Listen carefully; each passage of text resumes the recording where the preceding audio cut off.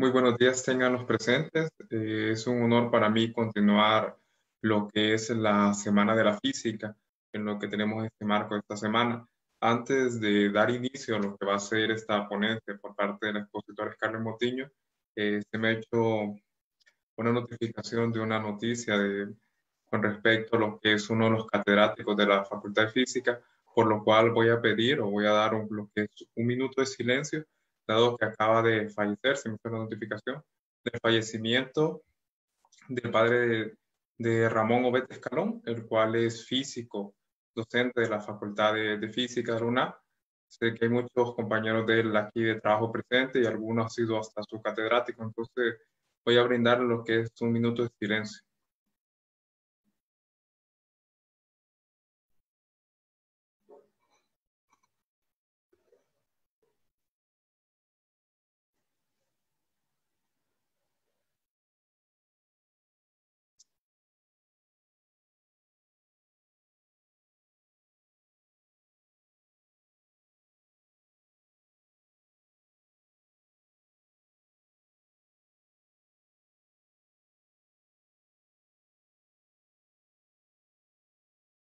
¿Escucha el audio? ¿Me pueden confirmar, por favor, a través del chat si me escucha? Buenos días.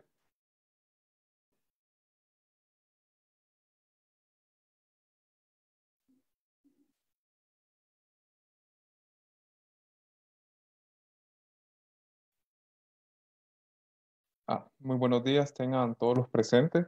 Mi nombre es Óscar Alcántara, soy parte de la Asociación de Estudiantes de Física. Antes de dar inicio a lo que es la ponencia por parte de la Máster Scarlett Motiño, quiero pedirles un minuto de silencio, dado que se me ha hecho la notificación que el padre de un compañero de trabajo, lo que es el licenciado Escalón.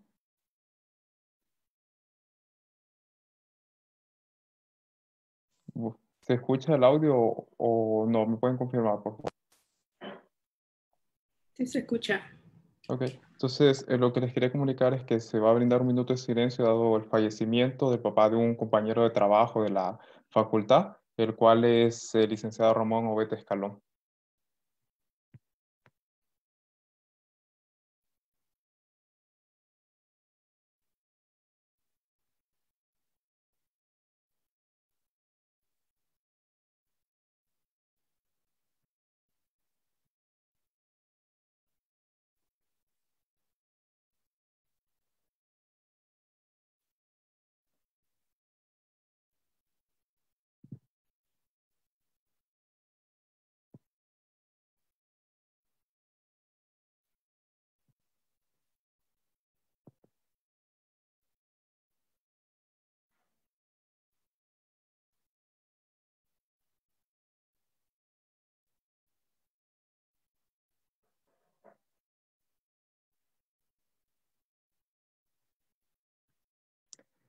Dado esto, lo que fue este minuto de silencio, damos la que es la continuación del marco de la Semana de la Física.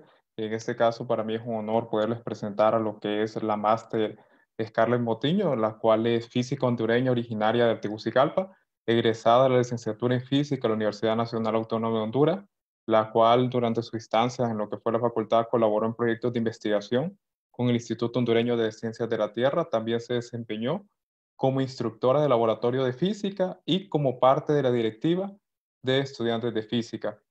Durante sus estudios de pregrado trabajó en la caracterización de galaxias de núcleo activo con la asesoría del doctor Gustavo Ponce, ya fallecido, que en paz descanse, y la doctora Luis Edward del Polytechnic California State University. Se desarrolló también como catedrática en el Centro Regional Litoral Atlántico Curla de la Ceiba y actualmente cursa sus estudios de posgrado en The Catholic University of America, donde su investigación actual se centra en la observación y caracterización de galaxias azules enanas, de la cual va a tener también como título, va a ser el ende de lo que es esta ponencia, la cual se titula como Galaxias azules compactas enanas y su conexión con galaxias con alto corrimiento en rojo. Sin más que añadir, lo dejo en mano de lo que es la máster Scarlett Motiño. Hola a todos, muchas gracias, Oscar. Creo que necesito compartir mi pantalla. Y para eso necesito ser host. Si Marlon me puede compartir, me puede hacer host de la llamada. Bueno, pues es un placer estar aquí con todos ustedes. El día de hoy pues les voy a hablar un poco acerca de mi investigación para mi tesis de doctorado. Es un trabajo en progreso, así que lo que van a ver hoy es un avance. No. Para comenzar, estoy esperando que Oscar o Marlon pueden permitirme compartir la pantalla. Ya, Scarlett, ya se puede. Ok. Entonces, screen.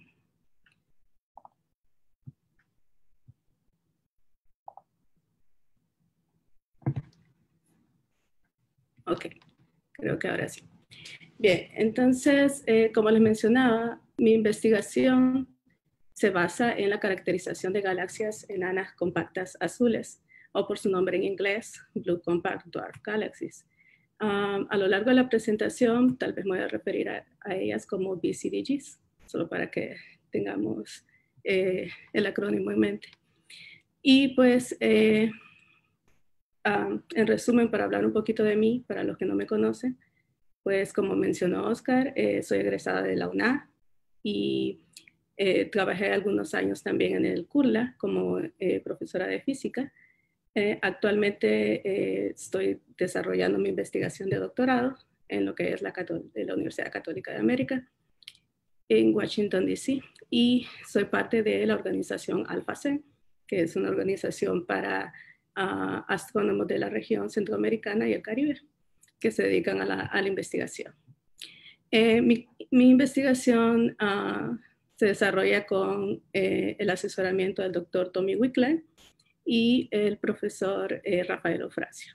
Entonces, ellos son mis colaboradores. Bueno, no mencioné al inicio. Esta imagen que tenemos acá es el telescopio Sofía. Les voy a hablar de él también a lo largo de mi presentación, solo para que tengan clara la imagen. Bien, entonces vamos a empezar hablando un poquito acerca de lo que son las galaxias. Cuando hablamos de galaxias, estas son básicamente los sistemas en los cuales toda la materia que conocemos en el universo está centrada. Las galaxias son una aglomeración de estrellas, de gas y de polvo. Entonces, esta aglomeración de estrellas, gas y polvo tiene diferentes estructuras, puede tener diferente morfología y básicamente son sistemas que pueden estar evolucionando a lo largo del tiempo. Entonces, la morfología de las galaxias puede ir cambiando, así como sus estados de formación de estrellas. En estos sistemas, las estrellas nacen, se desarrollan, mueren y dan origen a nuevas estrellas. Entonces, entender el estudio de galaxias o de cómo ellas se forman, crecen o evolucionan, pues es muy importante para conocer la evolución del universo. Entonces, si nosotros logramos entender un poco más acerca de la evolución de galaxias, al mismo tiempo estamos entendiendo un poco más de cuáles son las condiciones que permiten que se formen estrellas y que se formen galaxias en el universo. Por eso es que son tan importantes. A lo largo del tiempo, pues los astrónomos se han dedicado a clasificar las galaxias. La primera clasificación general de galaxias que existe es conocida como la secuencia de galaxias de Hubble, precisamente porque fue descrita o enunciada por Edwin Hubble. En esta secuencia lo que se hace es clasificar galaxias cercanas o galaxias locales dependiendo de su morfología. Hubble básicamente se basó en cómo estas galaxias lucían para poder separarlas en diferentes grupos y eventualmente se dieron cuenta de que esta clasificación de hecho, además de darnos la morfología, las galaxias tienen ciertas características que van a estar asociadas con cada morfología. Entonces, los tres grandes grupos son las galaxias elípticas, las espirales y las lenticulares. Después, a lo largo del tiempo, las espirales, por ejemplo, se han ido definiendo en muchos otros subgrupos de galaxias. ¿Qué son las galaxias espirales? Pues estas galaxias consisten de un disco plano que rota conteniendo estrellas, gas y polvo.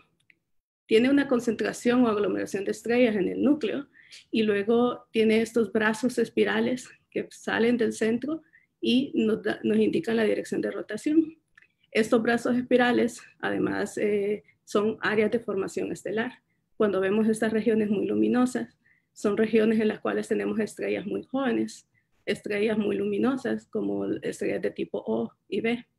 Entonces, en este tipo de galaxias se puede encontrar una gran cantidad de formación estelar, es decir, estrellas que están naciendo en estas regiones de la galaxia.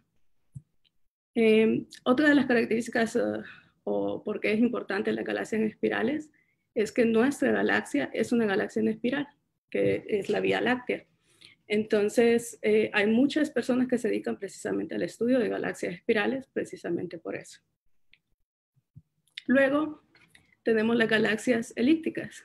En el caso de las galaxias elípticas, pues estas son bastante diferentes, tienen una forma esferoide alargada por alguno de sus ejes y pues se conocen como gigantes muertas. Se dice que básicamente el 99% de la galaxia está constituida por estrellas viejas, a diferencia de lo que pasaba con las galaxias espirales. No necesariamente quiere decir que no haya formación estelar en la galaxia, pero si hay es muy, muy poca y no es significativa en comparación con el tamaño de la galaxia, ¿no? Entonces, básicamente están formadas por estrellas muy antiguas y tienen una morfología esferoide. Luego tenemos las galaxias lenticulares. En el caso de las galaxias lenticulares, pues estas tienen características similares a las galaxias elípticas, pero tienen una morfología similar a las galaxias espirales. Por eso algunos las definen como un tipo de galaxia intermedio. En el caso de las lenticulares, básicamente es un disco. Aquí lo estamos viendo de perfil.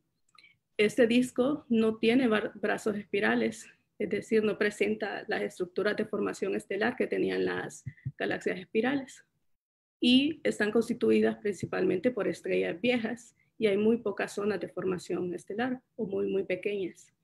Entonces tienen una formación estelar mucho más similar a lo que serían las galaxias elípticas. Bien, estas tres son principalmente el tipo de galaxias que vamos a encontrar en el universo local. Y luego se pueden ir clasificando dependiendo de ciertos fenómenos físicos que pueden ocurrir en ellas. Pero vamos a ver algún tipo, que son las galaxias irregulares. Este tipo en particular, pues no entra dentro de la clasificación de Hubble. No coincide con las galaxias elípticas, ni con las espirales, ni con las lenticulares. Esto es conocido como galaxias irregulares. Cuando ustedes las ven, pues básicamente se ven como una nube de estrellas. Básicamente es una pequeña región, son galaxias muy pequeñas, tienen alta formación estelar o están constituidas por muchas estrellas jóvenes. Entonces, estas regiones o estas galaxias, muchos las relacionan precisamente con lo que serían regiones de formación estelar en el interior de galaxias espirales, porque tienen una composición de estrellas muy, muy similar. Y la pregunta es si podríamos considerar estas galaxias como galaxias jóvenes o básicamente, como algunos dicen, baby galaxies. Es decir, que estas galaxias son galaxias que se formaron recientemente en el universo y que precisamente están en su proceso de formación de estrellas, en su pico de proceso de formación de estrellas y están creciendo para eventualmente convertirse en galaxias más evolucionadas. La pregunta aún no tiene respuesta y varios estudios han sido hechos para poder determinar la conexión entre galaxias irregulares y galaxias del universo temprano. Muchas de estas galaxias se encuentran en el universo local y podemos estudiarlas. Entonces, si nos movemos un poco y nos vamos a lo que sería el universo lejano, cuando hablamos del universo lejano, recordemos que en astronomía, cuando observamos, entre más lejos nosotros observamos, de hecho lo que estamos haciendo es moviéndonos a lo largo del tiempo. Entonces, al observar el universo lejano, también lo que estamos viendo es el universo más joven, es decir, esas regiones del universo en las cuales se formaron las primeras galaxias. Entonces, por ejemplo, tenemos esta imagen, que es una imagen muy famosa, tal vez muchos de ustedes la conocen, que es de Deep Fields. Esta imagen fue obtenida con el telescopio espacial Hubble. El científico a cargo decidió enfocar el telescopio Hubble en un espacio completamente vacío, o que se creía que estaba vacío en el cielo, una región del cielo en la cual no se había detectado ningún tipo de objeto. Esta observación se llevó a cabo a lo largo de, creo que fueron 17 días continuos de observación sobre esta región pequeña del espacio. Fue una decisión bastante controversial porque muchos esperaban que iba a ser básicamente un desperdicio del tiempo de observación de Hubble, que es de hecho un telescopio muy costoso y el tiempo de observación es muy competitivo. Entonces decidir enfocar el telescopio a una región muy pequeña que se creía vacía era pues una idea bastante loca. Pero de hecho rindió frutos. Entonces, después de casi 3 semanas de observación se obtuvo esta imagen. Esta imagen es la evidencia de que en estas regiones tan alejadas del universo hay una gran cantidad de galaxias, pero estas galaxias de hecho lucen muy diferentes a lo que serían las galaxias del universo local. Estas galaxias son irregulares, tienen tamaños pequeños, tamaño angular pequeño, son de baja metalicidad, son difusas y pues claro, son muy, muy lejanas. También se dice que cuando son observadas en el óptico, tienen una coloración azul. Esto de la coloración azul es importante porque lo vamos a relacionar con las regiones de formación de estrellas. Entonces, cuando hablamos de coloración azul, estamos hablando de una población estelar bastante joven, de estrellas muy luminosas, tipo O, B. Entonces, lo que ocurre es que al observar estas galaxias, pues nos damos cuenta que pueden ser muy similar a lo que llamamos galaxias irregulares, que podemos observar en el universo local. Entonces, debido a esto, se ha dedicado mucho tiempo a tratar de observar las galaxias irregulares y poder encontrar una conexión entre lo que serían las galaxias irregulares y las galaxias del universo temprano. Entonces, en mi trabajo, yo me baso en un subgrupo de las galaxias irregulares, que serían las galaxias enanas compactas azules o las Blue Compact Dwarf Galaxies. Este grupo de galaxias es un subgrupo de las galaxias irregulares.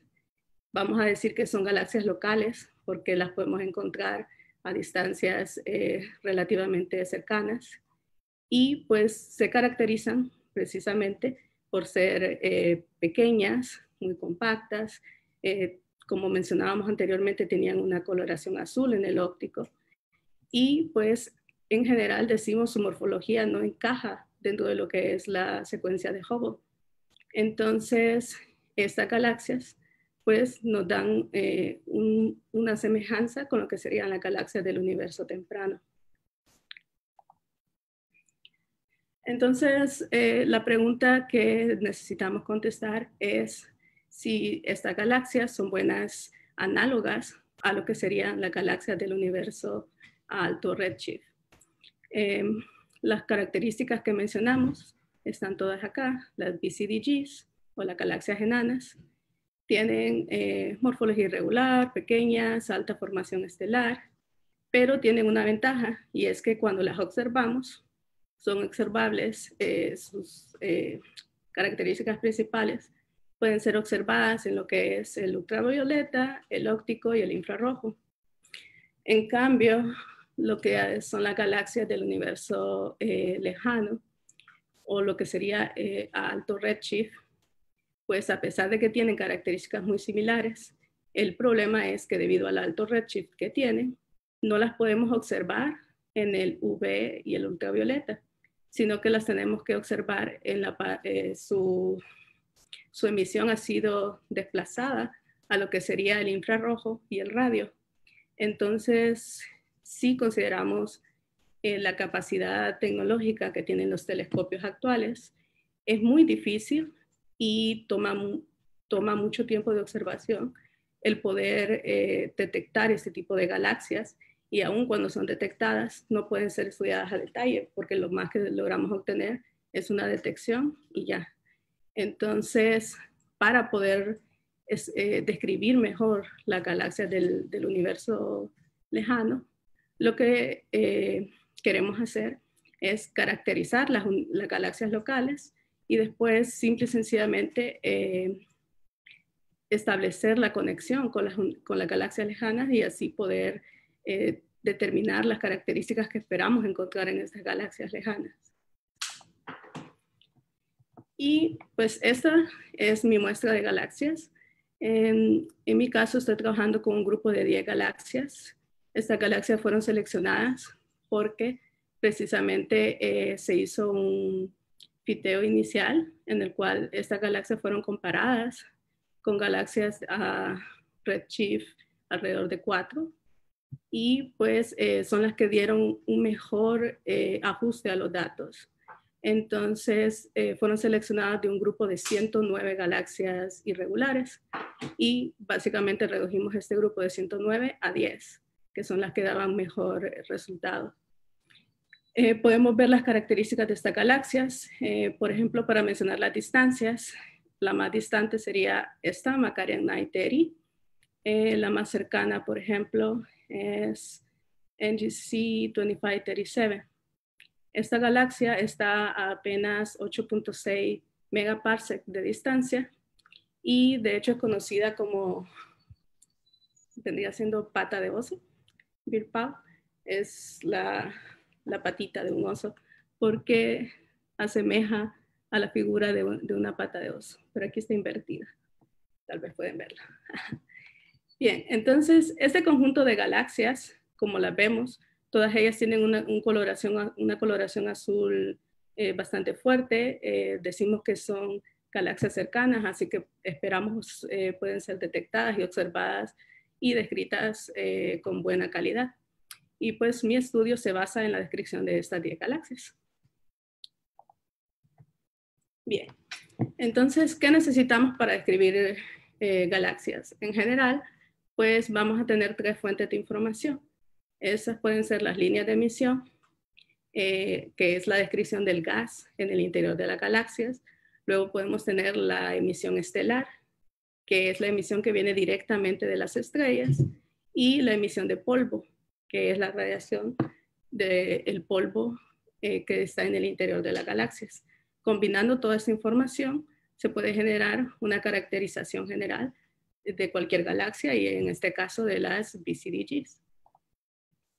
Bien, entonces, por ejemplo, cuando hablamos de las líneas de emisión básicamente provienen de lo que es el gas interestelar. Estamos hablando de átomos, ions, moléculas de gas que pueden emitir o absorber radiación.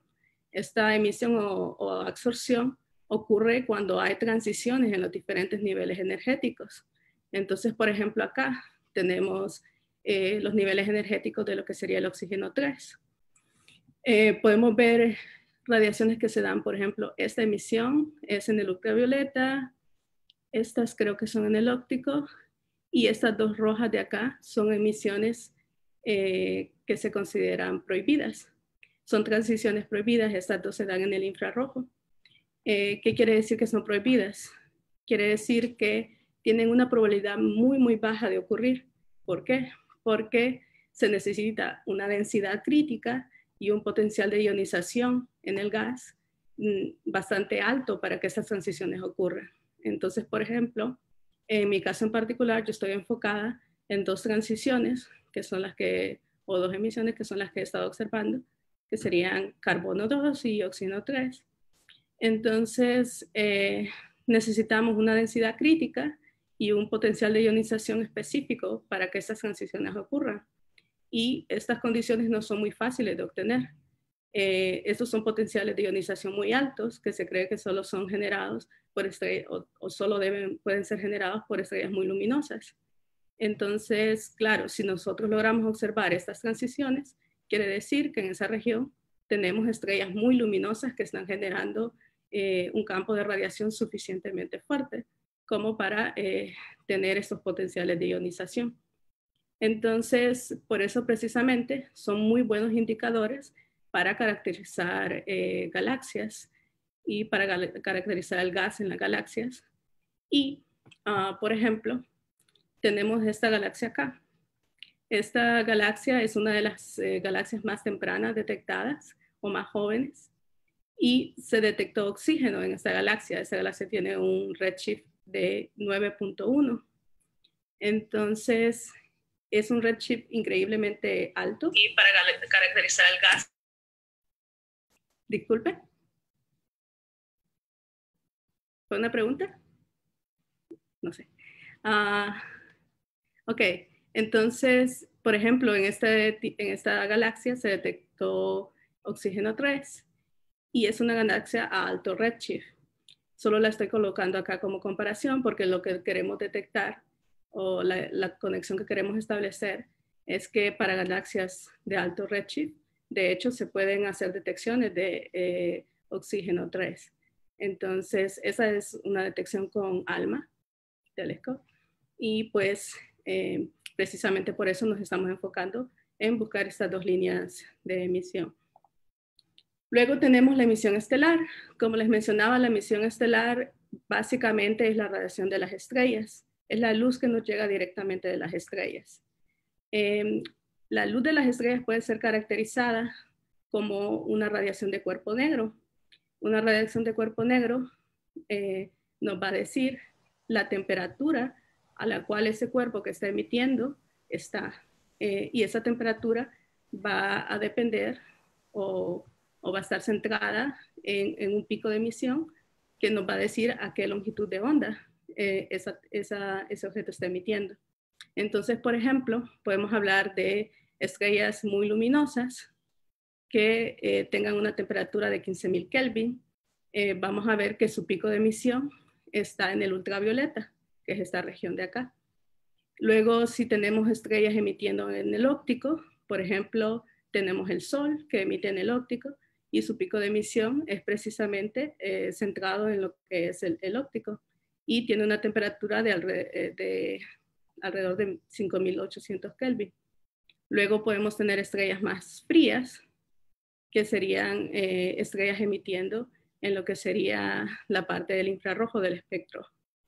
Entonces, dependiendo de dónde se detecta el pico de la emisión, nosotros podemos caracterizar qué tipo de estrellas están emitiendo esa radiación.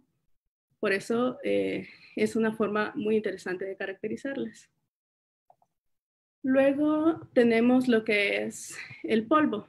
Entonces, cuando observamos el espacio entre las estrellas en el interior de las galaxias, pues nos damos cuenta de que no está realmente vacío. Aquí podemos ver dos imágenes bastante impresionantes. Una de ellas es muy famosa, bueno, todas son muy famosas, pero tal vez ustedes hayan visto esta. Esta es la nebulosa de cabeza de caballo. Y pues en este caso, lo que se puede observar es que tenemos una distribución de polvo que está rodeando toda esta región de formación de estrellas. Y esta es una región de formación de estrellas. Pero lo que pasa es que el polvo va a ocultar cierta de esa radiación que están emitiendo las estrellas. Entonces, lamentablemente, el polvo va a estar absorbiendo la radiación de las estrellas y nos va a estar ocultando información acerca de la luz estelar que están emitiendo. Pero precisamente cuando tenemos nubes de polvo, este polvo absorbe la radiación. El polvo por sí mismo no emite, pero sí puede absorber la radiación de las estrellas cuando las están rodeando y esa radiación calienta el polvo y al llegar a cierto equilibrio térmico con el ambiente, pues lo que va a ocurrir es que el polvo va a empezar a reirradiar esta energía. Entonces nosotros vamos a ser capaces de detectar la radiación del polvo estelar, pero no va a ser en el visible, sino que va a ser en el infrarrojo, en la parte de infrarrojo del espectro. Caracterizar la radiación de polvo o caracterizar el polvo en las galaxias es de hecho un campo bastante complicado Hay científicos que dedican toda su vida a la caracterización de polvo, porque es hasta ahora un hecho bastante complejo y que todavía hay muchos modelos que pueden dar buenos resultados en ciertas condiciones y no buenos resultados en otras. Entonces, si combinamos toda esa información, obtenemos algo llamado la distribución de energía espectral. La distribución de energía espectral es básicamente un gráfico que nos muestra la energía que tiene una galaxia a lo largo de todas las longitudes de onda que la podemos observar. Entonces, lo interesante de esta emisión es que cada longitud de onda nos va a dar información diferente. Por ejemplo, esta región de acá me va a dar información acerca del polvo. Esta es la región del infrarrojo. Luego vamos a tener un continuo de gas que va a estar emitiendo. Luego vamos a tener ciertas líneas de emisión, como las que mencionaba anteriormente, que emiten a ciertas longitudes de onda. Y pues precisamente son muy características y nos ayudan a poder determinar ciertos fenómenos en especial. Luego tenemos la radiación estelar, que es la luz que viene de las estrellas. Y como decía, esa se puede observar en el ultravioleta hasta lo que sería el infrarrojo temprano, por decirlo así. Luego tenemos regiones en las cuales hay ciertas partículas muy especiales. Por ejemplo, esta región de acá es conocida como los PAH, que vendría siendo polyaromatic hydrocarbons. Entonces, estos son compuestos muy particulares que se pueden detectar y dan ciertos perfiles de energía espectral muy específicos. Entonces, para poder desarrollar mi investigación, pues yo me centro en lo que sería la astronomía del infrarrojo o la astronomía en la región del infrarrojo. La idea es poder observar el infrarrojo, la región del infrarrojo. Como ustedes saben, la luz puede emitir en diferentes longitudes de onda que nosotros podemos caracterizar por radiación de cuerpo negro, como mencionamos anteriormente. Y pues una de las radiaciones particulares es la región del infrarrojo, que fue descubierta por William Herschel. William Herschel hizo un experimento en el cual estaba colocando termómetros en la luz dispersada por un prisma y pues lo que hizo fue colocar termómetros en cada uno de los colores de la luz visible. Pero por error colocó un termómetro más allá del color rojo y para su sorpresa detectó que había cambios en la temperatura de ese termómetro también. Es decir, que ese termómetro también estaba recibiendo radiación. Eso quiere decir que, bueno, lo que básicamente Herschel descubrió es que podemos obtener energía que no es visible a nuestros ojos. Entonces fue un gran descubrimiento y pasaron muchos años hasta que tuviéramos la capacidad, de hecho, de observar en el espacio. ¿Por qué? Porque hay una característica muy particular y es el hecho de que nuestra atmósfera también emite en el infrarrojo. Entonces, cuando observamos radiación proveniente del espacio, tenemos lo que llamamos ciertas ventanas de observación. Por ejemplo, la radiación del infrarrojo está colocada en esta zona de acá. Esta zona es completamente absorbida por la atmósfera. Luego tenemos el óptico, que es esta región de acá. Esta es completamente visible y si tenemos visión en el óptico podemos observarla con telescopios basados en la superficie de la Tierra. Luego tenemos aquí, por ejemplo, la ventana del radio. En el caso del radio hay una gran región de observación y por lo tanto no necesitamos telescopios espaciales en radio. Pero entonces para observar en el infrarrojo necesitamos telescopios espaciales porque simple y sencillamente si observamos desde la superficie de la Tierra no vamos a ver nada. La detección va a ser contaminada por toda la radiación de la atmósfera. Entonces, hay varias misiones que se han desarrollado a lo largo de los años para observar en el infrarrojo. Por ejemplo, tenemos IRAS, que fue la primera misión diseñada para observar en el infrarrojo. Es una misión muy importante porque fue una de las primeras misiones en, de hecho, detectar una gran cantidad de objetos que no se habían detectado anteriormente. Entonces, esto abrió la puerta a una era de observación en el infrarrojo y a lo largo del tiempo se fueron desarrollando varios telescopios que trabajaron en el infrarrojo. Cada uno de ellos es un telescopio espacial y pues como característica de los telescopios espaciales es que necesitan que su detector esté muy, muy frío, porque lo que están haciendo es detectando una radiación con una temperatura baja. Entonces, necesitan tener helio líquido o nitrógeno líquido o algún tipo de enfriador para mantener el telescopio frío. Y como son telescopios espaciales, pues una vez que se ponen en el espacio, tienen un depósito de enfriador limitado y una vez que esto se acaba, pues la misión básicamente muere, el telescopio es inservible. Tenemos el ejemplo de Herschel. Herschel fue la misión más grande de telescopio en el infrarrojo hasta el momento. En el caso de Herschel, tenía un espejo principal de 3.5 metros. Podemos ver el espejo en comparación acá con lo que es Hubble. Recuerden que Hubble no es un telescopio en el infrarrojo. Hubble es un telescopio en el óptico y creo que tiene un instrumento para el infrarrojo temprano. Y luego tenemos Herschel. Entonces Herschel tiene un tamaño mayor a lo que es Hubble.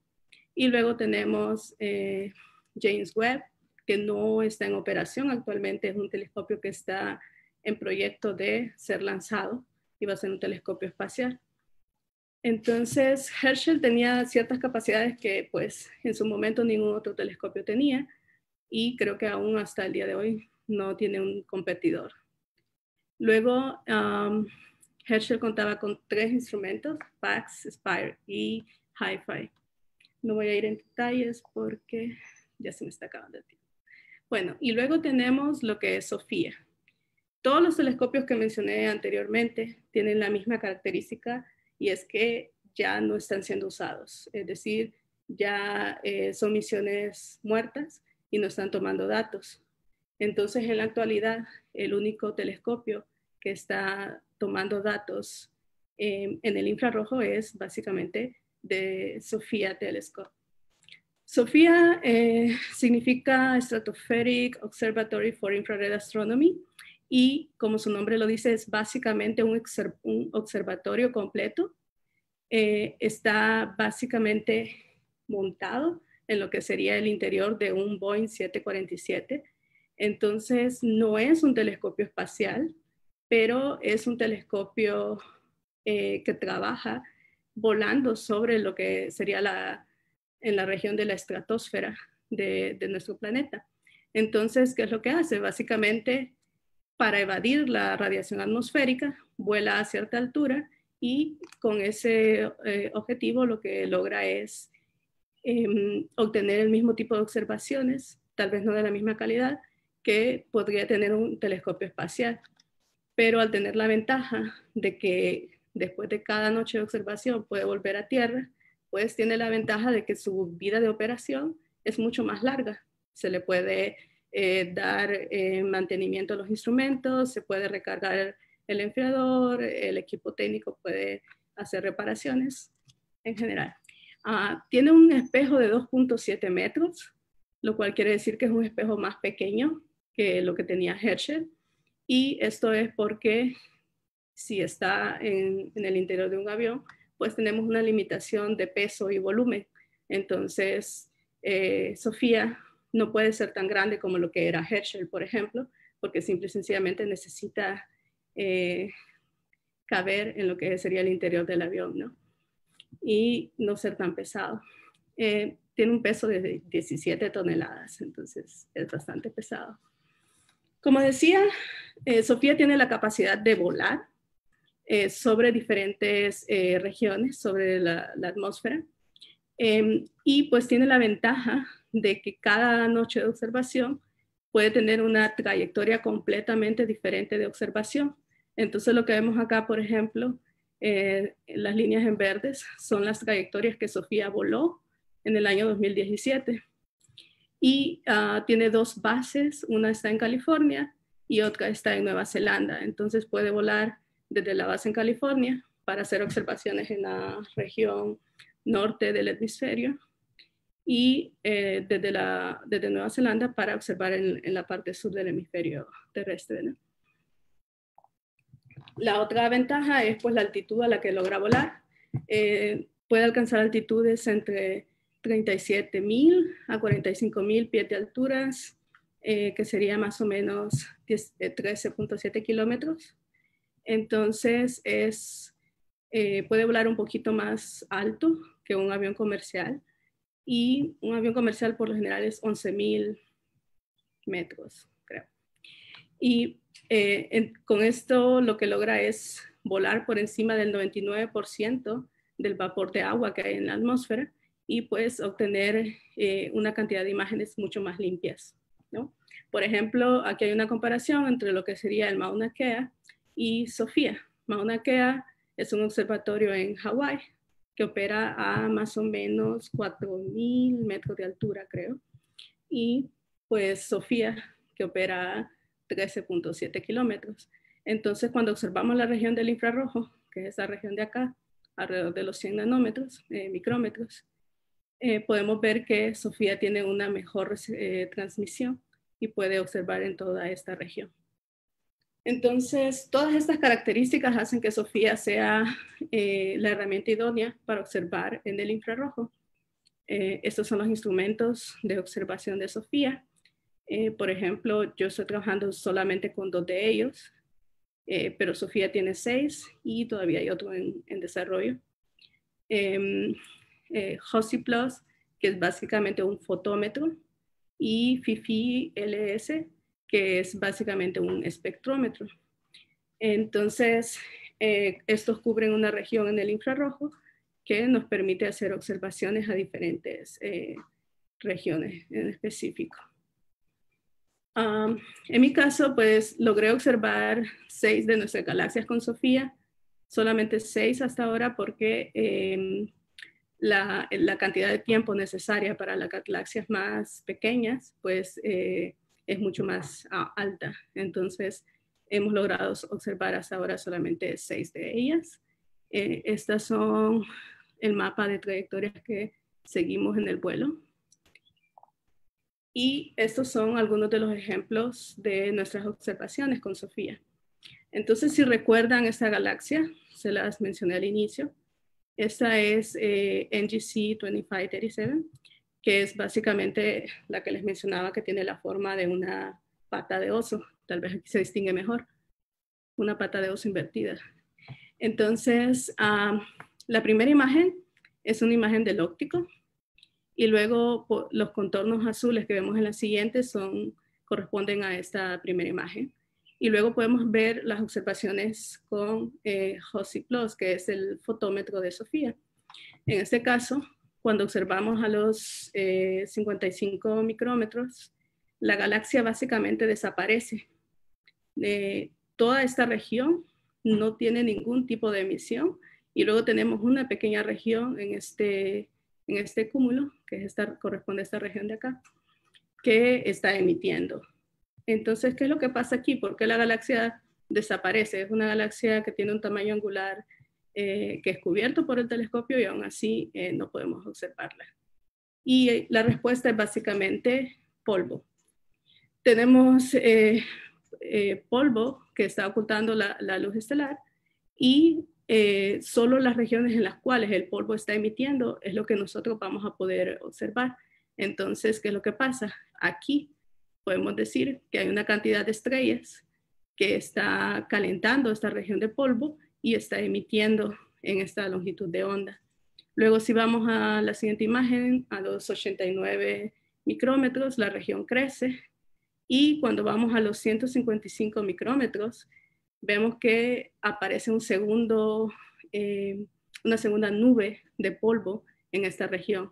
Entonces, hay que tener bien claro, lo que estamos observando acá es polvo y no estrella directamente, pero es polvo que está siendo calentado por una población de estrellas jóvenes.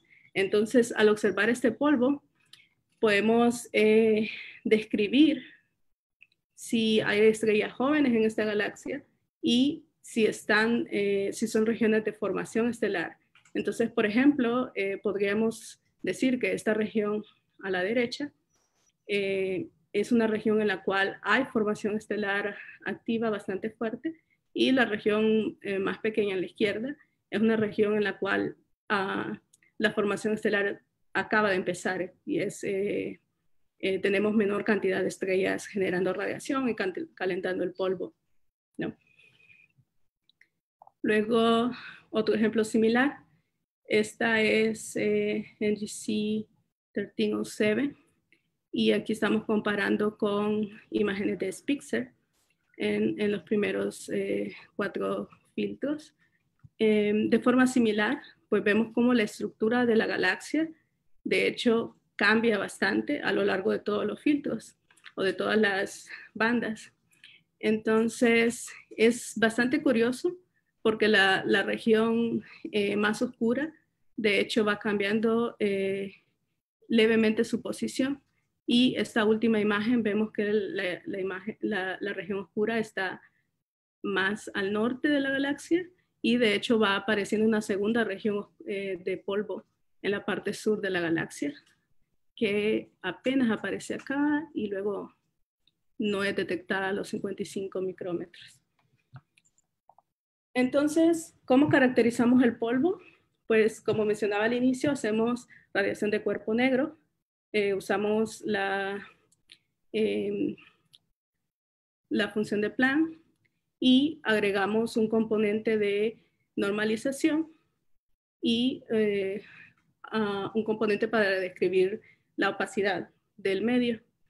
En mi caso, cuando trato de generar un modelo de cuerpo negro para los datos, pues nos dimos cuenta que con una sola curva de agujero negro, pues básicamente el ajuste de los datos es pero muy malo. Entonces, lo que hicimos es agregar una segunda componente y el ajuste a los datos de la suma de las dos componentes es mi modelo final. Entonces, lo que tenemos es 2 componentes de normalización y 2 componentes de temperatura, lo cual quiere decir que básicamente podemos caracterizar el polvo de esta galaxia, en este caso es HARO 06, que puede ser caracterizada por 2 regiones de polvo, una más cálida y otra más fría, de esta forma. Y esto es consistente con esta imagen de acá, en la cual observábamos que tenemos 2 regiones, y si tratamos de caracterizar esto con una sola curva, pues va a ser muy difícil.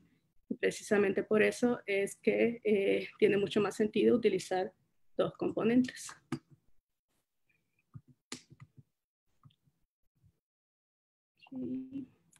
Entonces, una vez que se determina las condiciones iniciales, se hace un análisis estadístico. Para hacer el análisis estadístico, en mi caso yo estoy trabajando con lo que es el enfoque bayesiano. Entonces solamente coloqué una descripción breve acá para poder diferenciarlo. Cuando hablamos de estadística tradicional o frecuentista, las probabilidades pues son razones, proporciones que cuantifican la variabilidad en la secuencia de mediciones. La probabilidad se distribuye o nos dice cómo se distribuyen los valores a lo largo de todos los posibles valores. En el caso del enfoque bayesiano, es simple y sencillamente una forma diferente de pensar en estadística. No es una estadística completamente nueva, sino que se basa en el concepto de probabilidad condicional. Y desde el punto de vista bayesiano, todas las probabilidades en la vida real van a tener condiciones que nosotros podemos designar. Entonces podemos saber, por ejemplo, si estamos tratando de determinar un parámetro, sabemos que el parámetro tiene que ser positivo, entonces no tiene que ser menor que 0. Podemos determinar cómo esperamos que se comporte ese parámetro, y todos esos son conocimientos previos que nos pueden ayudar a hacer la determinación mucho más rápida o mucho más eficiente. Entonces, la probabilidad condicional se define de esta forma: la probabilidad de A, dado que B, dado dos eventos, dado los eventos A y B, la probabilidad de A dado B, la podemos definir como la intersección de la probabilidad entre A y B, dividida entre la probabilidad de B. Si nosotros tenemos estos dos eventos, podemos notar que la probabilidad de la intersección de A con B es igual a la probabilidad de la intersección de B con A. Básicamente, esta característica es la que nos ayuda a definir lo que es la estadística bayesiana o el teorema de Bayes. Lo que hace la estadística bayesiana es simple y sencillamente tomar esta relación para reescribir esta probabilidad en términos de la probabilidad de intersección de A con B entre la probabilidad de A, y pues eso nos va a dar el teorema de Bayes, que nos dice que la probabilidad de A dada B va a ser igual a la probabilidad de la intersección de B con A, multiplicada por la probabilidad de A entre la probabilidad de B. Matemáticamente es muy sencillo y simple y sencillamente es un despeje de esta ecuación, pero en términos de experimentos, dependiendo de qué parámetro queremos identificar, pues esto puede hacer que sea mucho más fácil darle vuelta a nuestras ecuaciones y tratar de obtener nuestros parámetros desde la otra perspectiva. Y cuando hablamos de inferencia bayesiana, la ventaja es que esto puede utilizarse o implementarse con ciertos algoritmos para poder generar una retroalimentación al modelo y cambiar o actualizar el modelo, el resultado de nuestro modelo en términos de la evidencia que nosotros vamos teniendo. Entonces, para hacer estadística bayesiana o inferencia bayesiana, necesitamos definir las condiciones previas, es decir, qué sabemos nosotros acerca de nuestros parámetros, luego cómo definimos la probabilidad de nuestros datos. La mayoría de las veces esta probabilidad es definida como una función gaussiana, una distribución normal, y pues la probabilidad posterior es básicamente nuestra respuesta o lo que obtenemos después de combinar nuestra evidencia inicial con lo que es la probabilidad o nuestro modelo que estamos asumiendo.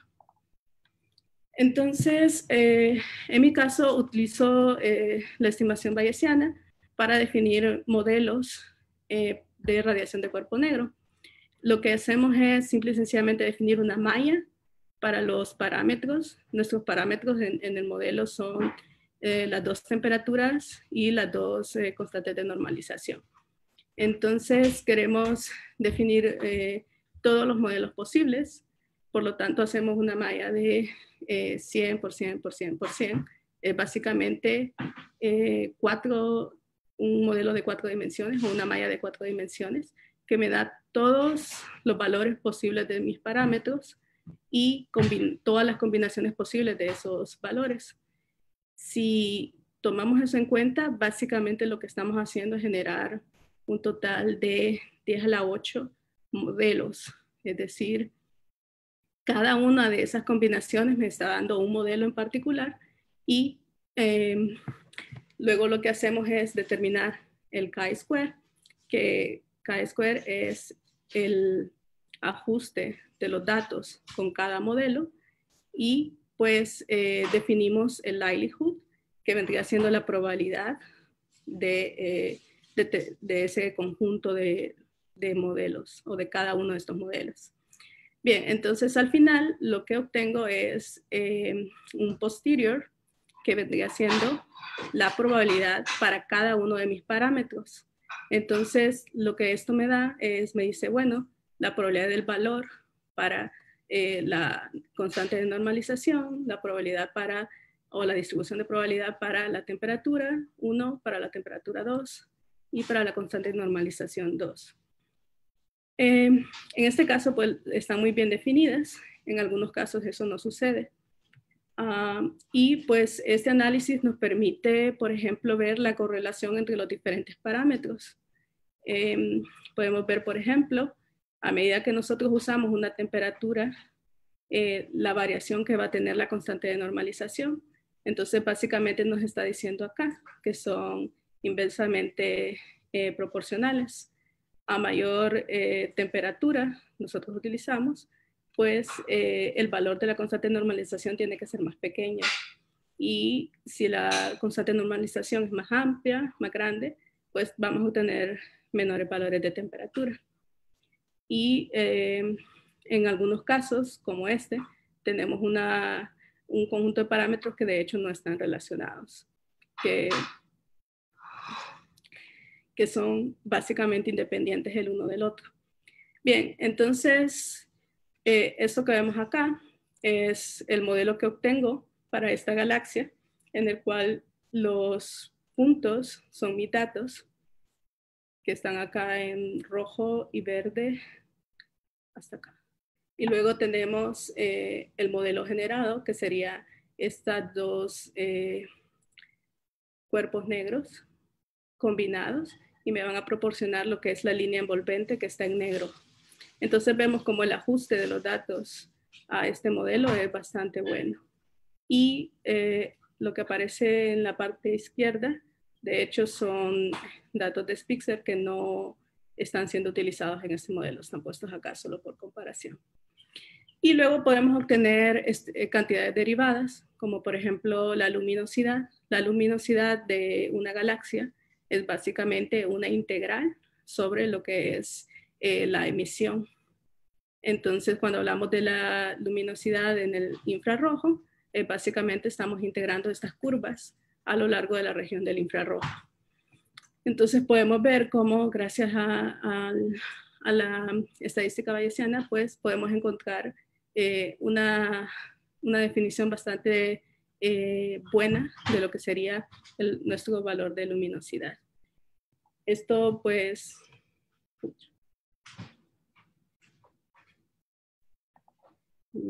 déjenme regresar a la que... Ok, estamos acá.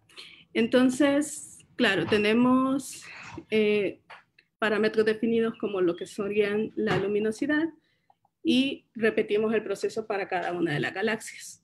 También hay otro tipo de descripción que serían utilizando modelos creados donde se considera no solo la radiación de cuerpo negro, pero también la emisión de ciertas partículas, como por ejemplo las PAH o otros componentes. Entonces, también decidí comparar mis datos con lo que son los modelos de Drainen-Lee, que es un conjunto de alrededor de 3.000 modelos que también describen la energía espectral en lo que es el infrarrojo. Y a diferencia de la radiación de cuerpo negro, pues Drainen-Lee proporciona un poco más de información a lo que es las partículas que se pueden encontrar en el infrarrojo temprano. Luego, cuando estudiamos el gas, estoy mostrando aquí una imagen en la cual podemos ver la distribución de gas de carbono 2 y oxígeno 3 en una de mis galaxias. Esta es Macarian 1307 y podemos ver en verde lo que sería carbono 2 y en azul lo que sería oxígeno 3. Si podemos notar que, por ejemplo, la distribución, ambas imágenes corresponden a la misma galaxia y la distribución de carbono es bastante más dispersa que lo que sería la distribución de oxígeno. El oxígeno está solo en una región de la galaxia. Una de las explicaciones que podemos tener para esto es el hecho de que el oxígeno 3 tiene un potencial de ionización más alto que lo que tiene el carbono 2. Entonces, es más difícil producir oxígeno 3 o radiación de oxígeno 3 que carbono 2. Esa es una de las explicaciones por qué el oxígeno no cubre completamente esta galaxia. Y para ejemplificar un poco qué diagnósticos podemos hacer con las líneas de emisión, pues estoy colocando acá algunos gráficos de radios entre ciertos elementos. Entonces, por ejemplo, en el primero podemos ver la relación que existe entre lo que sería el carbono 2 o la luminosidad del carbono 2 y la luminosidad del infrarrojo de cada una de mis galaxias. Mis galaxias están colocadas acá en rojo. Luego tenemos dos grupos más de galaxias para comparación, y las azules son galaxias compactas azules, pero no son parte de mi estudio, sino que son galaxias de las cuales encontré alguna información y las estoy colocando como comparación. Luego tenemos lo que serían este set de galaxias que es conocido como GOES. En el caso de GOES, estas son galaxias locales, entonces encontramos ahí galaxias espirales, elípticas, lenticulares, galaxias típicas de lo que sería la secuencia de Hubble. Y pues lo interesante en este conjunto de gráficos es ver cómo se separan estos grupos de galaxias. Acá simple y sencillamente vemos la relación en la cual a mayor luminosidad pues vamos a tener mayor producción de carbono 2. Pero luego cuando pasamos al siguiente gráfico estamos observando el radio de oxígeno 3 sobre luminosidad respecto a la luminosidad. Y podemos ver cómo los grupos de galaxias se separan. Todas las galaxias enanas azules están mucho más alto que lo que sería el resto de galaxias. Estas galaxias en la parte superior pues se caracterizan por ser galaxias en las cuales hay formación estelar. Entonces es muy interesante el ver cómo definitivamente el contenido de oxígeno está directamente relacionado con la formación estelar. Luego, estas dos galaxias en verde son un par de galaxias de alto redshift que estoy colocando también solo como comparación. Y lo interesante es ver que estas galaxias, de hecho, vienen a encajar bastante bien con lo que serían las galaxias enanas azules. Entonces, podemos comparar o podemos decir que es un muy buen indicador de la relación que existe entre las galaxias compactas azules y las galaxias de alto infrarrojo. Alto corrimiento al rojo, perdón. Y luego también este gráfico es similar.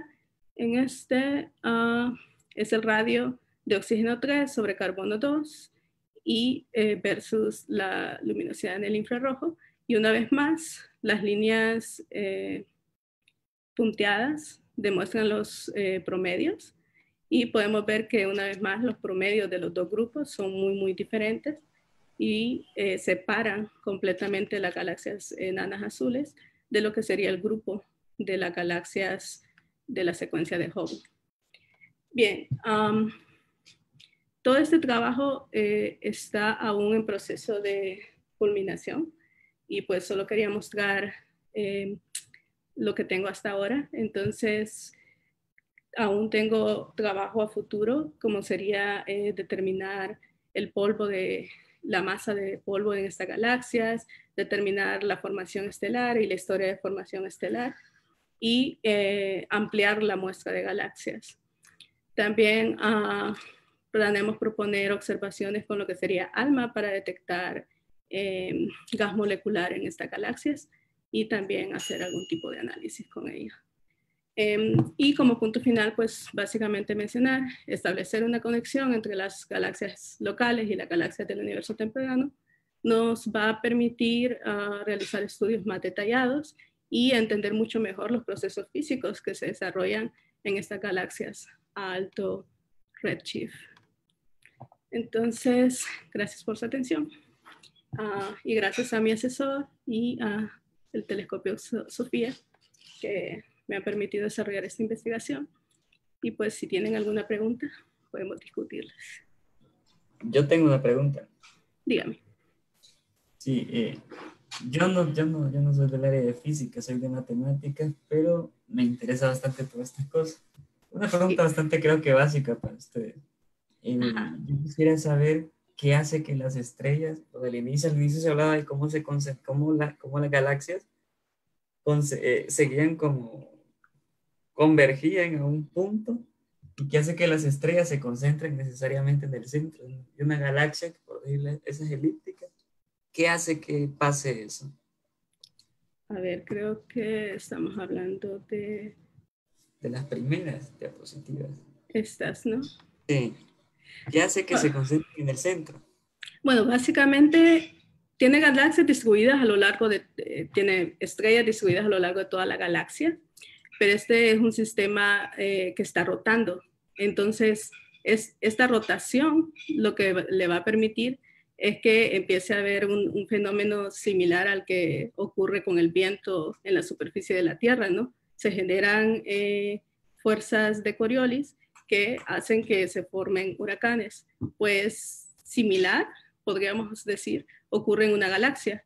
Tenemos una cantidad de estrellas que están siendo atraídas gravitacionalmente y están rotando. Entonces, esta rotación va a generar que vaya a crearse esta formación como en líneas de espiral, porque básicamente te está diciendo la dirección en la que se rota. Y claro, como están atraídas gravitacionalmente, pues en el centro, a medida que se van formando estrellas, y el centro de la galaxia, idealmente vendría siendo donde comenzó a formarse la galaxia, ¿no? Entonces, esta es la región más antigua de la galaxia. Y los brazos te están dando la dirección en la que está creciendo la galaxia, donde se están formando estrellas nuevas. Entonces, esta región, simple y sencillamente por ser más antigua, pues es la que tiene más estrellas, aunque estas son estrellas más viejas en comparación con el resto. Entonces acá tenemos estrellas jóvenes y esta es una región muy luminosa, no porque las estrellas sean mayormente jóvenes, sino porque tenemos mayor aglomeración de estrellas. Y simple y sencillamente podría ser porque tenemos, esta formación tiene más edad que el resto de la galaxia. Ahora, se hablaba de unas formas que tiene la galaxia, ¿verdad? ¿Existe alguna explicación físico-matemática que describa la forma de la galaxia? Sí, de hecho, bueno, hay mucha gente que trabaja en términos de morfología para describir cómo una galaxia espiral podría evolucionar, por ejemplo, a una galaxia elíptica, y tienen modelos de evolución. Yo realmente no trabajo en eso, así que no te podría dar detalles, pero sí hay modelos que te dicen, bueno, esta es la forma de la espiral, si tenemos estos parámetros, a medida de que pasa el tiempo, esos parámetros pueden ir cambiando, pueden ir generando que la forma de esta galaxia se convierta en algo como esto. Igual no son modelos, así que es muy difícil decir que sean 100% ciertos, porque todavía hoy en día no se ha establecido si hay una relación directa de evolución entre lo que serían las espirales y las elípticas, por ejemplo. Pero sí es lo que se cree, que las galaxias espirales eventualmente podrían evolucionar para convertirse en galaxias elípticas. Listo, muchas gracias. Sí. Buenos días. Sí. Doctora, soy Jesús Romero, me he encargado de los cursos por varios años aquí en el CUROC. No soy matemático ni físico, soy ingeniero en electricidad, pero muy aficionado a la física. Sí. He participado en algunos eventos afuera, especialmente en Cuba y México, en la Didafixu, que hacen ahí cada 2 años. La pregunta es la siguiente. Me llamó la atención la óptica que se utiliza, o mejor dicho, los espectros que se utilizan, o los rangos de espectro que se utilizan para hacer estos estudios. Además de la diferenciación, por ejemplo, en el caso suyo, en su campo de estudio que está en el rango de los infrarrojos, hay otra subespecialización más allá del estudio de gases y de polvo que se hace. O sea, la pregunta va que si, por ejemplo, comparamos el espectro de la luz visible con el espectro infrarrojo para hacer estos estudios, ¿qué otro tipo de caracterizaciones se pueden hacer además de las simples de los gases? Pues, si me explico bien. O sea, me refiero, por ejemplo, a los temas de curvatura en el tiempo y todo eso. ¿Se puede percibir mejor en unos aspectos que en otros? Sí, pues si se observa en el óptico, pues se puede ver mucho acerca de la dinámica de la galaxia. Se puede ver dependiendo del espectro que se observa. Hay espectros específicos o formas de espectros específicos que te podrían decir si la galaxia está rotando, si tiene un componente de rotación muy fuerte o muy débil. Y, por ejemplo, si hay galaxias que están interactuando entre ellas, a veces se puede dar que tienes la colisión de dos galaxias.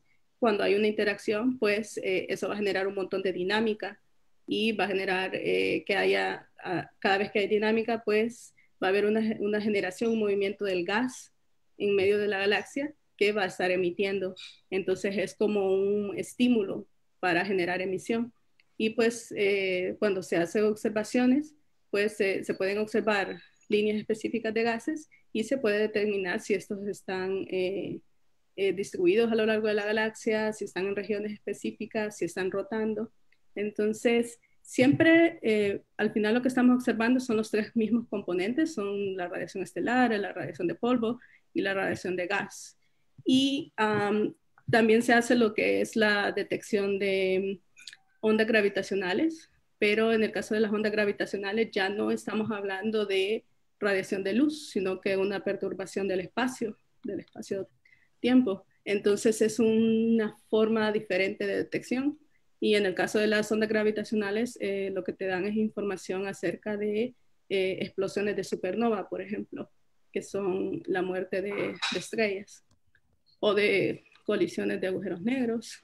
Entonces, es un tipo diferente de información, completamente diferente, y el tipo de detector es algo completamente diferente, mucho más grande. Estamos hablando de detectores a lo largo de todo el planeta, porque no es algo que se puede detectar con telescopios. Bien, muchas gracias. Muchas gracias, doctora. Sí. Norman, le cedo la palabra si quiere consultar algo. Norman Palma. Hola, buenos días. Hola, Norma. Muchas gracias por compartir con nosotros tu investigación. Bueno, mi primera pregunta es, ¿qué criterios utilizan para dar el valor inicial a los parámetros que nos mostraste ahí? Me gustaría saber también, por ejemplo, para el coeficiente de emisividad, ¿cuáles son los criterios que utilizan para dar los valores iniciales a esos parámetros? Sí, pues precisamente si lo notaron, estuve hablando de dos tipos de modelamiento. En el caso aquí estábamos hablando de cuando hablamos de agujeros negros. Precisamente lo que quería determinar con este primer proceso de FIT era el coeficiente de beta, es decir, qué valor podíamos utilizar para beta.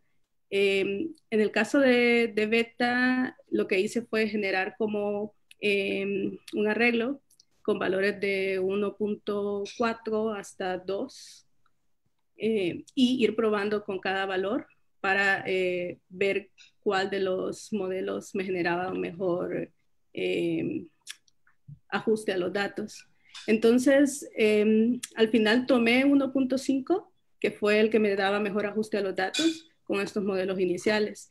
Y luego, una vez que lo defino como 1.5, en el segundo tratamiento que hago acá con la estadística bayesiana, beta es un valor fijo, o sea que no estoy ajustando los datos para beta, sino que beta es 1.5 y lo único que estoy ajustando son los valores para las temperaturas y las constantes de normalización. Entonces, en este caso, pues lo que mencionábamos de la estadística bayesiana, ¿no? Tenemos priors, los priors son las condiciones que conocemos. Entonces, en este caso, pues lo primero es decir, las temperaturas no pueden ser cero, ¿no? Sabemos que tenemos dos componentes porque el ajuste inicial me dice que dos componentes es un ajuste lo suficientemente bueno. Entonces, básicamente empiezo con un rango de temperaturas, empezando desde 0 hasta 60, creo, para la primera temperatura, y luego para la segunda desde 60 hasta 200. Entonces, eso es básicamente un flat prior, es decir, es como una función escalón, puede ser cualquier valor de todo este rango. Y algo similar con las amplitudes. Las amplitudes básicamente establezco un rango a partir del primer ajuste que hago con los modelos de agujero negro, y luego genero estas curvas. Entonces, estas curvas, en este caso, ya están reducidas, pero inicialmente, cuando observamos esas curvas, van a ser una gran región plana y luego el pico en la región donde tenemos los ajustes, los modelos que se ajustan a los datos. Entonces, básicamente lo que hacemos con la inferencia bayesiana es que vamos actualizando la información que sabemos de nuestro modelo. Entonces podemos ir reduciendo y podemos decir, en toda esta región, o sea, para estas temperaturas entre 0 y 25 Kelvin, no hay ningún modelo que nos dé un buen ajuste a los datos. Entonces podemos ir reduciendo el rango y obtener una malla más fina en lo que es las diferentes temperaturas. Entonces, por ejemplo, en este caso, para esta galaxia, tenemos temperaturas entre los 130 a los 170 para la componente cálida, y la otra es 37.5 a 57.5. Entonces, básicamente lo que hacemos es ir reduciendo ese rango. Inicialmente exploro todo el espacio de parámetros y luego lo voy reduciendo a medida que voy encontrando la solución. Entonces, como lo mirábamos en ese gráfico, básicamente nos está diciendo en toda esta región de acá, tenemos valores específicos de temperaturas y de amplitudes, pero son un modelo muy malo. Simple y sencillamente la probabilidad de que este modelo se ajuste a los datos es muy mala.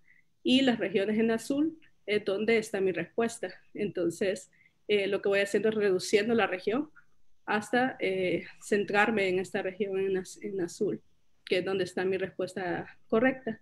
Y luego, estas regiones son básicamente una región de modelos. Cualquier punto que tome de esta región es una respuesta válida, pero obviamente queremos obtener la mejor respuesta posible, ¿no? Entonces determinamos el centro de estas emisiones para obtener el mejor modelo posible. Excelente, gracias. Y una segunda pregunta es, mencionaste que está en vista del trabajo futuro incrementar la muestra sí. de galaxias a observar. ¿Se esperaría eso, con eso, mejorar el modelo? Y tengo la duda, ¿cómo manejan lo de los errores? Si esto también ayudaría a mejorar la parte de los errores. Sí, primero, si prestaron atención, cuando mencioné solo logramos observar con Sofía, por ejemplo, 6 de nuestras galaxias, y de estas 6, solo 4 de ellas logramos observar los componentes de gas. Entonces, pues una de las ideas es precisamente tratar de obtener observaciones para el resto, las 4 restantes galaxias, y así al menos tener información para todo el set. Y al mismo tiempo, pues estamos analizando galaxias que puedan tener características similares para expandir la muestra y tener, básicamente lo que nosotros vamos a producir es un survey, un conjunto de galaxias que van a estar muy bien definidas y que eventualmente pueden ser comparadas con galaxias a alto infrarrojo. Entonces, por ejemplo, si alguien quiere observar una galaxia del alto infrarrojo, puede comparar con mi conjunto de galaxias y decir, bueno, estas galaxias tienen una emisión típica de oxígeno de tanto. Entonces, en base a eso, podemos hacer una propuesta de observación de una galaxia en alto infrarrojo para ALMA, considerando que tenemos indicadores de que podríamos esperar que estas galaxias tengan este tipo de emisión. No sé si eso contesta la pregunta. Y pues en cuanto a los errores, pues precisamente utilizamos la inferencia bayesiana para poder determinar las incertidumbres de nuestros parámetros. Entonces, básicamente, al obtener una distribución de la probabilidad, nosotros definimos un error de medición o un error de la estimación de cada parámetro de un sigma en esta distribución. Entonces, podemos dar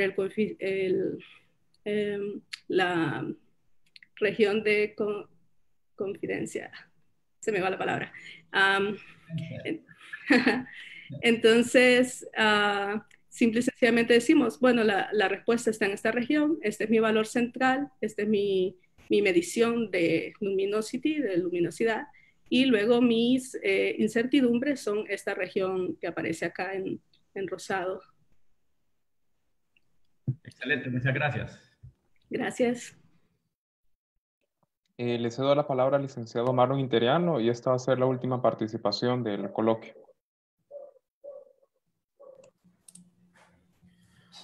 Bien, Scarlett, primero darte las gracias por esta plática, felicitarte por tu trabajo.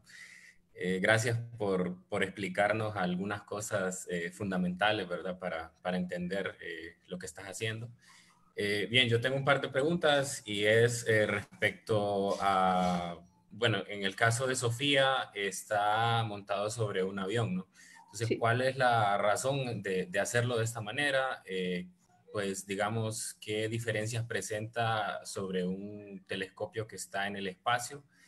Y si no hay algún tipo de extinción, digamos, como se hace en el óptico, ¿verdad? De la atmósfera al tener datos, pues digamos en tierra, ¿no? No sobre tierra, ¿verdad? Pero sí dentro de la atmósfera. Sí.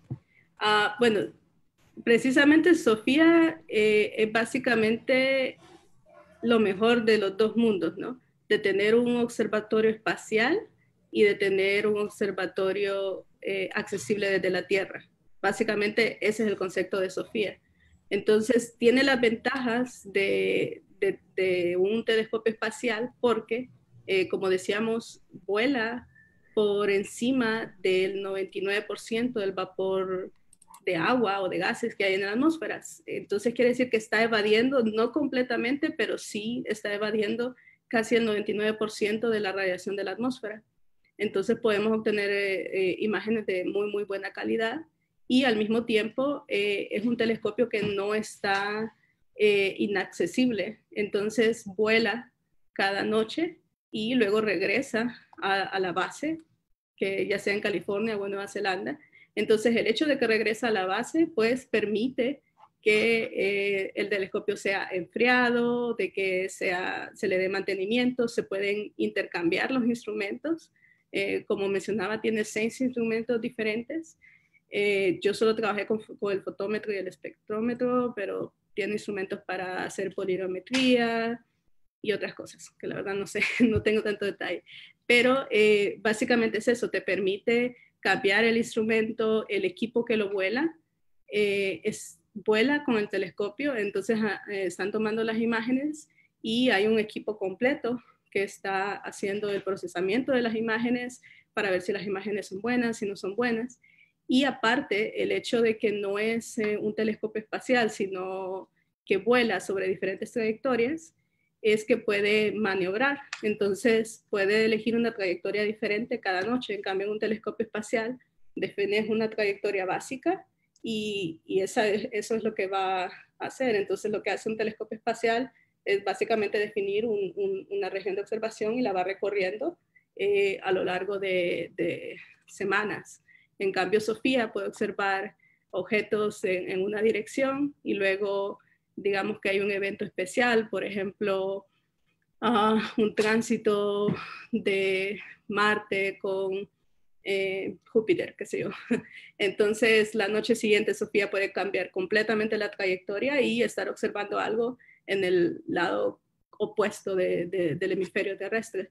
Entonces, esa es una gran ventaja. Da un montón de maniobrabilidad porque se puede planear diferentes líneas de observación. También sí tiene problemas en cuanto a si hay efectos en el clima. Por ejemplo, si hay una tormenta, pues no puede volar. Si está muy nublado, por lo general la mayor parte de nubes se forman en lo que es la parte más baja de la atmósfera. Entonces Sofía va sobre la gran mayor parte de nubes, pero al haber formaciones muy densas, pues sí puede alcanzar un poco de nubosidad dependiendo del ángulo de observación. Entonces sí sucede que a veces las observaciones se cancelan porque hay mal clima o por ejemplo ahora que está la pandemia del coronavirus, las observaciones de SOFIA están completamente detenidas porque al ser un telescopio que necesita ser operado cada día por los técnicos, pues si la gente está teletrabajando, no hay nadie que lo opere. A diferencia de Hubble, que Hubble está completamente operacional, está completamente trabajando a pesar de que el planeta está detenido, ¿no? ¿Y cuál era la otra pregunta? No, está bien con eso. También, bueno, ver si tener este tipo de telescopios es una bondad, por decirlo así, del infrarrojo, o si se podría también en otras longitudes de onda tener proyectos similares. Sí, por lo menos para el óptico, para el infrarrojo, para el ultravioleta, sí se podría, porque el telescopio en sí, su detector es más pequeño, pero por ejemplo, cuando ya topamos a longitudes de onda más largas, como el radio, lo que necesitas las longitudes de onda son muy largas, entonces necesitas un detector que es proporcional a esas longitudes de onda, o necesitas varios detectores alineados en cierta configuración que te van a hacer mediciones simultáneas y después vas a descomponer la señal, que es lo que hace ALMA. Entonces, por ejemplo, lo que hace ALMA en el radio no se podría hacer de ninguna forma con un telescopio espacial, o con un telescopio en un avión, pero sí, sí se puede hacer en el caso de SOFIA, que es en el infrarrojo, o para telescopios más pequeños. Pero, por ejemplo, crear un telescopio del tamaño de SOFIA para el óptico tal vez no sería tan viable porque está Hubble que está funcionando y que tiene un buen tamaño, entonces es difícil justificar una inversión tan grande si ya hay un telescopio que esté trabajando en ese rango. Ok, y una última pregunta, ya relacionado con las galaxias, es, bueno, mostraste una región que pues en el nombre aparece Haro. Entonces, la pregunta es si este objeto es un objeto de los llamados Herbig-Haro, que son pues básicamente nebulosas donde hay formación de estrellas jóvenes, ¿verdad? Y si es la presencia de estos objetos, pues caracteriza de cierta manera a las galaxias irregulares, o si es una constante encontrar este tipo de objetos. En este caso, todas ellas son galaxias y depende el nombre de cada una depende de su catálogo, ¿no? El catálogo en el cual fueron descubiertas. Entonces, sí, en el caso de Haro 6, vendría siendo una galaxia del catálogo de Haro, que es básicamente una galaxia muy pequeña, pero que se puede caracterizar como una región de formación estelar. Pero sí es una galaxia, no es una región en el interior de otra galaxia. Entonces, esa sería la única diferencia, pero sí es un objeto Haro y el nombre de cada una de ellas indica eso, te dice de qué catálogo son originalmente o por cuál catálogo son más conocidas, porque algunas de ellas pertenecen como a 5 o 6 catálogos diferentes. Muy bien, gracias entonces.